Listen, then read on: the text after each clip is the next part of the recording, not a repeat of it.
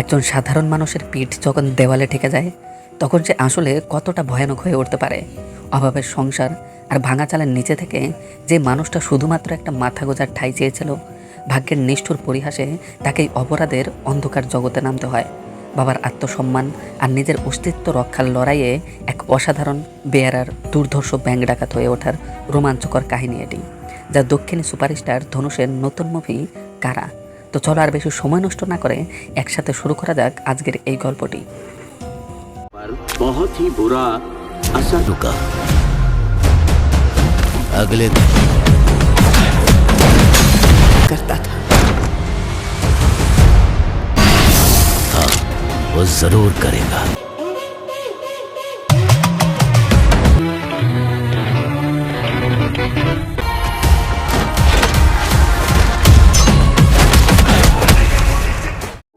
গল্পের শুরুতেই আমরা কিরণকে তার এক বন্ধুর সাথে একটি জায়গায় ডাকাতি করতে দেখতে পাই।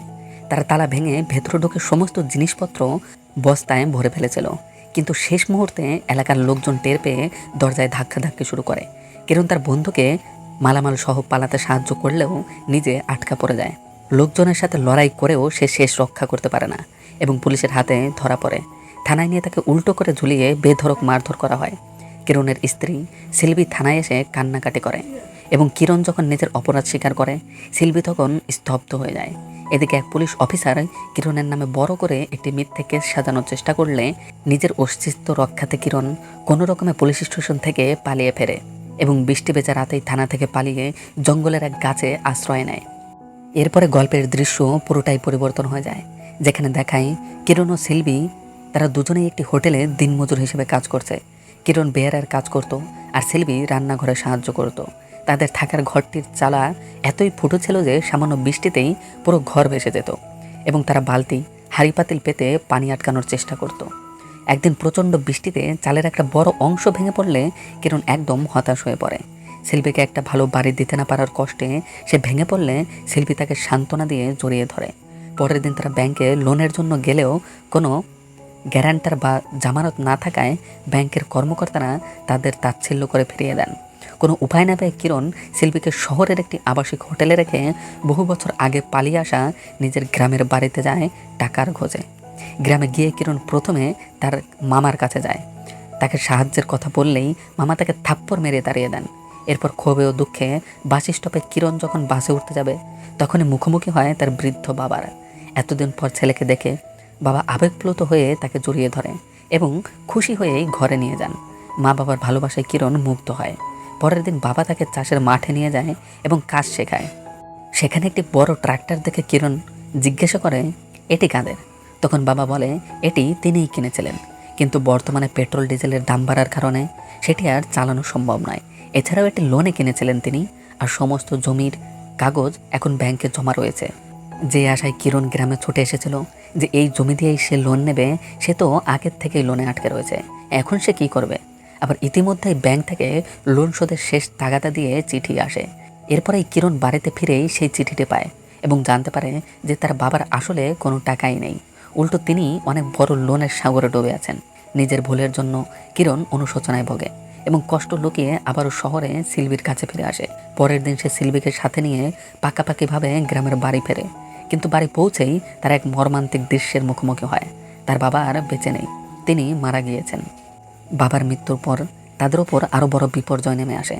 ব্যাংকের লোন পরিশোধ না হওয়ায় ব্যাংকের ম্যানেজার ও পুলিশ এসে বাবার দাফন মাঝপথে আটকে দেয় এবং লাশ মর্গের ফ্রিজে রেখে দিতে বাধ্য করে। এই চরম অপমান ও দুঃখ কিরণকে পাথরের মতো শক্ত করে তোলে এবং সে মনে মনে প্রতিশোধের আগুন জ্বালিয়ে তোলে। সে তার মামা ও বন্ধুকে সাথে নিয়ে একটি দুর্ধর্ষ ব্যাংক ডাকাতির প্ল্যান করে। প্রথমে রাতের বেলা লকার ভাঙতে ব্যর্থ হলেও পরের দিন গ্রামের মানুষ যখন টিভিতে যুদ্ধ পরিস্থিতি দেখতে ব্যস্ত ছিল, তখন তারা অবৈধ অস্ত্র নিয়ে মুখ ঢেকে সরাসরি গ্রামের ব্যাংকে হানা দেয়। কর্মচারীদের বন্দি করে তারা লকার থেকে প্রচুর টাকা লুট করে। পালিয়ে যাওয়ার সময় আচমকাই পুলিশ চলে আসায় তারা দ্রুত ছদ্মবেশে ব্যাংক কর্মীর কাউন্টারে বসে পড়ে এবং কোনো মতো সেখান থেকে পার পেয়ে যায়। এরপর তারা সেই টাকা জমা দিয়ে অন্য একটি বড় ব্যাংকে যায়, যেখানে সেই দুর্নীতিবাজ ম্যানেজার উপস্থিতি ছিল। এদিকে আবার এক পুলিশ অফিসার স্কেচ দেখে কিরণকে হন্য হয়ে খুঁজতে শুরু করেন এবং সব ব্যাংকে সতর্কতাও জারি করেন। অন্যদিকে সেই ব্যাংক ম্যানেজার কিরণের আসল পরিচয় জেনে গেলেও নিজের স্বার্থে পুলিশকে মিথ্যে তথ্য দিয়ে কিরণকে বাঁচিয়ে দেয় এবং সুযোগ বুঝে কিরণের থেকে টাকা হাতিয়ে নেওয়ার চেষ্টা করে। এক রাতে এক গুন্ডা দল টাকার লোভে কিরণদের ওপর আক্রমণ করে, ব্যাগ ছিনিয়ে নেয় এবং কিরণের বন্ধুকে মারাত্মক জখমও করে। আহত বন্ধুকে বাঁচিয়ে কিরণ বাড়ি ফিরলে সিলভি ও তার মা তার এই অপরাধের কথা জানতে পেরে অত্যন্ত ভেঙে পড়েন এবং মা কিরণের মুখের ওপর ঘরের দরজাও বন্ধ করে দেন। পরে অবশ্য মা অভিমান বলে কিরণকে ঘরে ডাকেন। নিজের জমি, বাবার ট্রাক্টর এবং পরিবারের সম্মান বাঁচানোর জন্য কিরণ এবার একা বড় লড়াইয়ে নামে। সে চলন্ত পুলিশের গাড়ি থেকে টাকার বাক্স ছিনতাই করার জন্য গাড়ির ছাদের ওপর লাফিয়ে পড়ে এবং অনেক লড়াইয়ের পর চাবি ছিনিয়ে নেয়। এরপর সে পুলিশ অফিসারকে সরাসরি ফোন করে চ্যালেঞ্জ ছুড়ে দেয় এবং একের পর এক ব্যাংকে আতর্কিত আক্রমণ চালিয়ে টাকা লুট করতে থাকে। একটি ব্যাংকে কনস্টেবলের সাথে তার প্রচণ্ড ফাইট হয়, যেখানে বাবার মুখ মনে করে সে নতুন শক্তিতে লড়াই করে যেতে যায় এবং টিয়ার গ্যাস ছুড়ে ভিড়ের মাঝে মিশে পালিয়ে যায়। এই হট্টগোলের মাঝে ব্যাংক ম্যানেজারের নিজের অবৈধ কালো টাকা সরানোর দুর্নীতিতেও পুলিশের সামনে ফাঁস হয়ে যায়। পুলিশ যখন ম্যানেজারকে ধরে নিয়ে আসছিল তখন একটি ট্রাক্টর এসে তাকে সজোরে ধাক্কা মারে এবং সে গুরুতর আহত হয়। পরে হাসপাতালে নিজের সব অপরাধ স্বীকার করার পর পুলিশ অফিসার তার অক্সিজেন সাপ্লাই বন্ধ করে দিলে সে মারা যায়। লুট করা সমস্ত টাকা দিয়ে কিরণ তার বাবার সমস্ত লোন শোধ করে দেয় এবং ব্যাংকের মাধ্যমেই গ্রামবাসীদের সমস্ত ক্ষয়ে যাওয়া সমস্ত টাকাও ফিরিয়ে দেয়।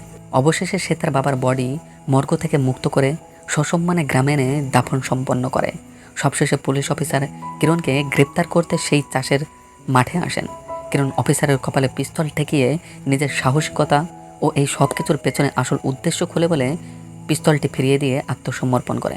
কিরণের উদ্দেশ্য সৎ ছিল এবং সে নিজের জন্য নয় বরং গ্রামের মানুষের জন্য এই কাজ করেছে বুঝতে পেরেই পুলিশ অফিসার তাকে হাতছাড়া পরিয়েও শেষবারের মতো ছেড়ে দেন এবং সুন্দরভাবে জীবনযাপনের উপদেশ দিয়ে চলে যায়। কিরণ তার বাবার এই প্রিয় ট্রাক্টরটি নিয়ে নিজের জমিতে নতুন করে চাষের কাজ শুরু করে এবং এভাবেই এই হ্যাপি এন্ডিংয়ের মাধ্যমে গল্পটি শেষ হয়। তো গল্পটি কেমন হয়েছে অবশ্যই জানিও। তোমাদের সাথে খুব শীঘ্রই দেখা হচ্ছে অন্য সুন্দর কোনো গল্পে। ততক্ষণের জন্য বাই অ্যান্ড টেক কেয়ার।